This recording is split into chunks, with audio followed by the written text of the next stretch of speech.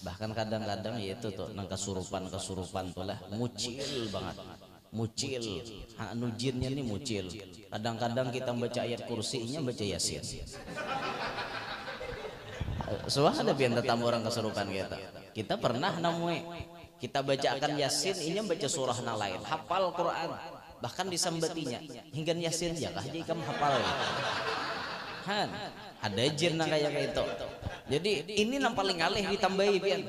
Paling alih ditambahi. Jadi jar Sayyidil Habib Abdurrahman bin Abdullah bin Abdul Qadir bin Ahmad bil Fiqih, beliau mengatakan kalaunya kita tak dapat jin-jin yang nakal seperti itu, bacakan haja kalam percakapan raja jin dengan Sayyidina. Beliau sahibul majlis min dzurriyyati Kalampayan, min dzurriyyati Al-Banjari. Beliau keturunan salah satu anak cucunya Datuk Kalampayan. Yang kita berataan mengetahuani bahwa Datuk Kalampayan adalah orang yang sangat-sangat sukses dalam berdakwah dan dalam menyediakan bibit-bibit unggul untuk melanjutkan dakwah. Inilah kehebatan Datuk Kalampayan. Datuk Kalampayan lawas menuntut ilmu 35 tahun di Mekah, 30 tahun di Mekah, 5 tahun di Madinah. Totalnya 35.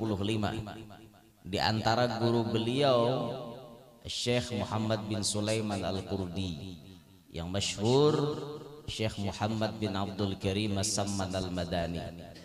Terkenal dalam sejarah antara Datu dengan Syekh Samman, tatuha Datu pada Syekh Samman.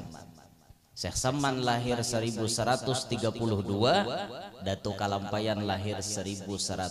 10 tahun tatuha Datu pada paguruan. Tapi inilah ilmu. Ilmu itu kada mutlak melihat umurnya. Yang penting nang dipandang ilmunya. La tandur man qala walakin undur ma qala. Jangan ikam maitihi orang nang bepandir, tapi itihilah apa nang keluar dari pamandirannya. Ambil mana nang baik, ambil. Biar gurunya anom, amun ilmunya pas saja, ambil. Nah itulah contoh dari Datuk Kalampayan. Paguruan Sidin Syekh Samman tak anom pada Sidin, tapi beliau kada gengsi menuntut ilmu lawan orang anom. Itu contoh teladan dari Datuk. Selesai 35 tahun bulik Datuk ke Banua. Nah disinilah Datuk menyebarkan dakwah Islam.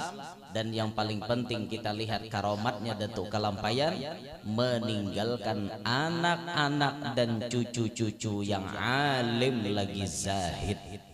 Alim plus zuhud.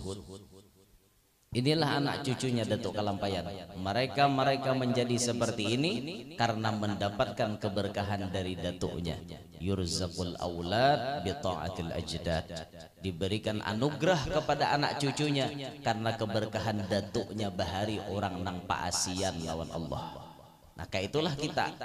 Mun kita hendak anak cucu kita baik, kita hendak anak cucu kita jadi orang yang sukses, kita berdahulu paasian dengan Allah Ta'ala. Kalau kita rancak membangkang lawan Tuhan, kita rancak kada paasian lawan Allah, ya asa-asa kada mungkin nah anak cucu seorang pacang baik. Asa kada mungkin. Nah, jadi amunnya hendak kita melihat anak cucu kita jadi orang baik, maka kita terlebih dahulu menjadi orang baik. Ibda binafsik. Mulailah dengan diri kita sendiri, engkau sendiri untuk menjadi baik. Insya Allah anak cucu kita jadi orang baik. Inilah Datuk Kalampayan. Nah, sehingga Datuk tatkala beliau hidup memiliki istri 11 orang. Bininya Datuk totalnya 11 orang. Ada Tuan Bajut, Biduri, Lipur, Markidah, Tuadai, Ratu Aminah, Tuan Palung, Gandar Manik, siapa lagi tuh yang duanya ingat lagi, 9 ulun hafal. Masalahnya bini sidin bang lain bini ulun. Jangannya bini ulun hafal ya kayak itu toh. Datuk bisi 11 orang. Dari 11 orang bininya Datuk menghasilkan anak 30 orang. Dari 30 orang anak ketika Datuk masih hidup, Datuk bisi cucu sampai bisi buyut, totalnya 114 orang. Itu Datuknya masih hidup. 114 orang bisi cucu sampai buyut 114. Nah buyut nang menemui kepada Datuk, diantaranya ada 5 Pandawa yang Allah letakkan di Kalimantan. Syekh Al-Hajj Abu Talhah bin Mufti Muhammad As'ad bin Syarifah binti Muhammad Arsyad Al-Banjari yang ada di Timbau, Tinggarong. Ini bisi ading Tuan Haji Abu Hamid Ujung Pandaran. Siapa nomor 2, Haji Abu Hamid apa Haji Ahmad Balimau? Nomor 2. Ya pokoknya adingnya lah tang bawah presiden nih. Haji Abu Hamid Ujung Pandaran yang ada di Kota Sampit, di Sampit sana, Ujung Pandaran Sampit. Haji Ahmad ada di Balimau. Haji Muhammad Arsyad Lamak ada di Pagatan Tanah Bumbu. Haji Sa'duddin atau Muhammad Thayyib Datu Taniran yang ada di Kandangan. 5 Pandawa ini buyut-buyut Datuk sempat bertamuan dengan Datuk dan belajar langsung dengan Datuk Kalampayan. Terlebih khusus yang ada hubungan dengan majelis ini, dengan yang ada hubungan dengan sahibul majelis, buyutnya Datuk Syekh Muhammad Arsyad Lamak Pagatan. Datuk Muhammad Arsyad Lamak Pagatan bisi anak namanya Sofuro. Sofuro kawin dengan Datuk Muhammad Afif, melahirkan anak Tuan Guru Syekh Haji Abdurrahman Siddiq Datuk Sapat Tambilahan. Inilah datuknya daripada sahibul majlis. Kita bersyukur bisa berkumpulan lawan sidin karena silsilahnya beliau nyambung kepada Datuk Sapat Tambilahan, terus ke atasnya nyambung kepada Datuk Kalampayan. Mudah-mudahan keberkahan ini kada diharamkan lawan kita. Selalu Allah curahkan kepada kita keberkahan beliau-beliau. Amin ya rabbal alamin. Tinggal kita memaraki sidin. Ini orang-orang hebat, mutiara-mutiara Al-Banjari yang Allah letakkan di Kalimantan. Syukur benar biar. Terlebih khusus kepada Datuk Sapat Tambilahan, itu orang yang luar biasa. Orang yang berdakwah dari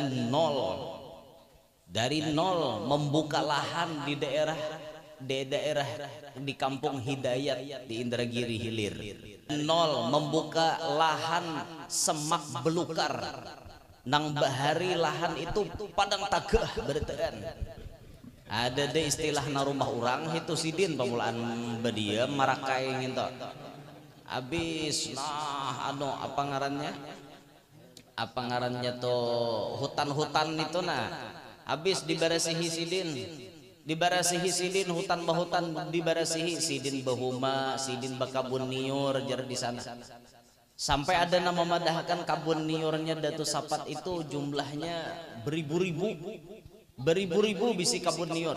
Makanya Datuk Sapat itu diangkat jadi mufti di kerajaan Indragiri Hilir. Beliau tidak mau menerima gaji. Datuk Sapat kada nerima gaji dari kerajaan. Kenapa?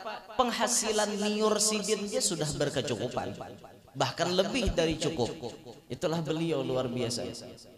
Sampai beliau membuka majelis, itu luar biasa. Membuka majelis di sana, orang-orang nang kampung situ tuh jauh-jauh asalnya lawan sidin. Tapi inilah namanya permata, inilah namanya cahaya. Bila cahaya tuh ada, bari-bari tarabangan menunti, rama-rama tarabangan menunti. Nya cahayanya ada, tarabangan. Lampu ada di sasahinya. Inya menyesah rama-rama nang ari hendak tangujuh rejian dah. Nang hendak tak ngerti lah hendak tangujuh. Tangujuh tuh hendak hujan. Adalah konang tarabang bahalar bila guguran halarnya. Tuh bahasa sini nah kata. Laron, nah rama-rama udah kami gitu rama-rama. Hah?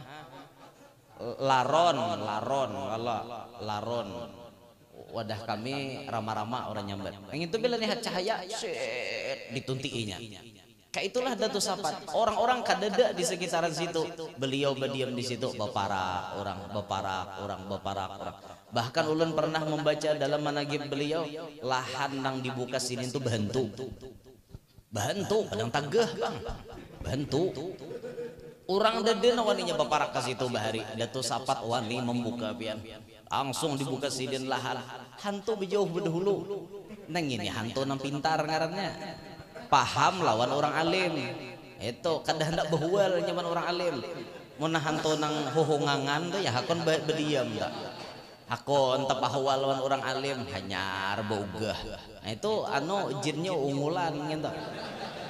Amun jin pintar paham sorangan. Oh ini orang alim, orang sakti ini. Aku dah hendak berhual, baik aku berjauh berdahulu. Nah itu pintar. Nah zaman Datuk Sapat itu jinnya berjauh berdahulu.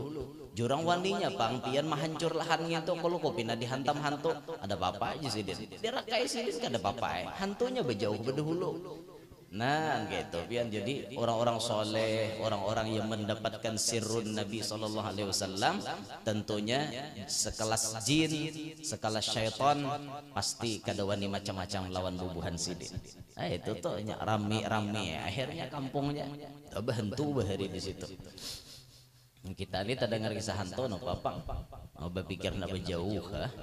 Aku aja mau kikiraan berhantu baik aku nang berjauh maraminya berdiaman di situ. Nah kalah ngarannya lawan hantu. Jangan sampai kalah lawan hantu. Kayak apa caranya? Nah, lalu orang rajin tuh bisa nyuruh tabib tak minta alehakan. Maka tabib ini pintar bener juga bila udah malih hantu. No aja naik ke rumah orang BIT. Anu tabib lah jale hati akan bang rumah ulun nih jar. Gampang ya malih hati itu aku gini bisa malih hati wara. Malih hati wara. No aja naik beli lihat pina musti mata caket aja mulai cek napa tabib aja pina merijut ada nang ada beres ya ada beres ya awak seorang merijut kayak ini mali lihat masuk ke kamar masuk ke padu kayak apa kesimpulannya tabib bertiga aja sih dan hantunya di rumah alih aja bedai jasa ada nyaman kami didiaman di rumah aja bertiga aja sih dan hantunya alehakan tabib aja kadang kumandiri hulu aja kicin kada kawa jadi alih-alih langsung aja orang minta syarat bang jadi napa tapi dia syaratnya lakatan hirang aja hayam hirang mbah itu banyu satrop aja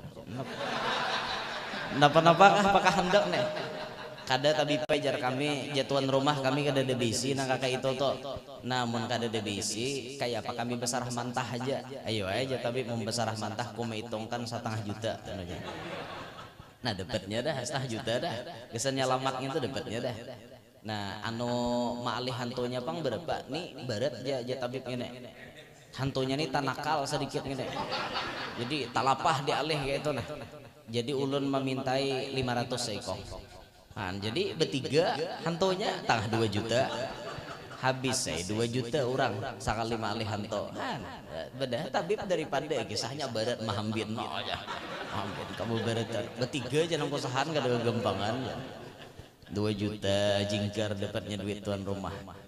Nah kada lawas imbah dialih tatap aja rumah asa kada nyaman jar asa kada nyaman jar sakalinya apa ya nampun rumah kada bersumbayangan.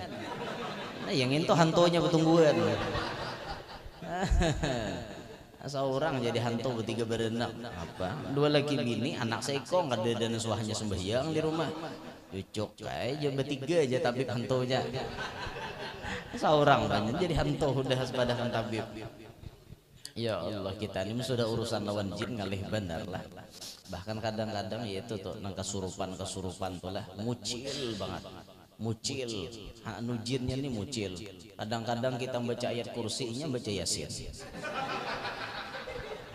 soalnya ada biar tetamu orang kesurupan kita pernah namui kita bacakan yasin ini baca surah lain hafal Quran bahkan disambatinya hingga yasin ya kah jadi kamu hafal ada jin kayak itu jadi ini yang paling alih ditambahi pian paling alih ditambahi jadi jar Sayyidil Habib Abdurrahman bin Abdullah bin Abdul Qadir bin Ahmad bil Fiqih beliau mengatakan kalaunya kita tak dapat jin-jin yang nakal seperti itu, bacakan haja kalam percakapan Raja Jin dengan Sayyidina Ali bin Abi Thalib. Jadi waktu Sayyidina Ali bertamuan dengan Raja Jin, Sayyidina Ali mengatakan, kalaunya bubuhan ikam ma'a aur kami, adakah patikamannya yang paling harat. Jadi jar Raja Jin seluruh dunia, pokoknya pian baca akan haja kata-kata ulun nilawan anak buah ulun, pastinya bejauh. Dibacakan oleh Raja Jin. Nah bacaannya kayak ini, Bismillahirrahmanirrahim. Karakarandi, soro-sorondi. Jangan bingung dengarlah bahasa jin gini.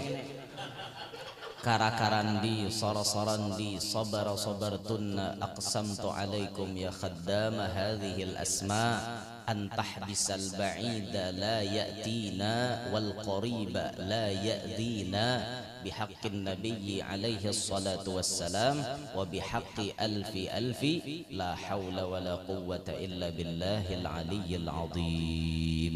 Mungkin situ aja, insyaallah ada hafal. Mungkin situ aja biar bacaannya. Nah itu bila napi muci-mucil keluarkan patikamannya itu. Nah sebelum itu tuh barang napanya dulu dikeluarkan. Karena bila sudah kada kawal lagi hanya itu paampihannya atau patikamannya jar. Jadi nang mana-mana hajinya takutan dengar kata-kata nginto. Nah itu tuh jadi orang-orang bahari itu mungkin makai itukah atau makai nang lain-lain, banyak aja jenis-jenisnya.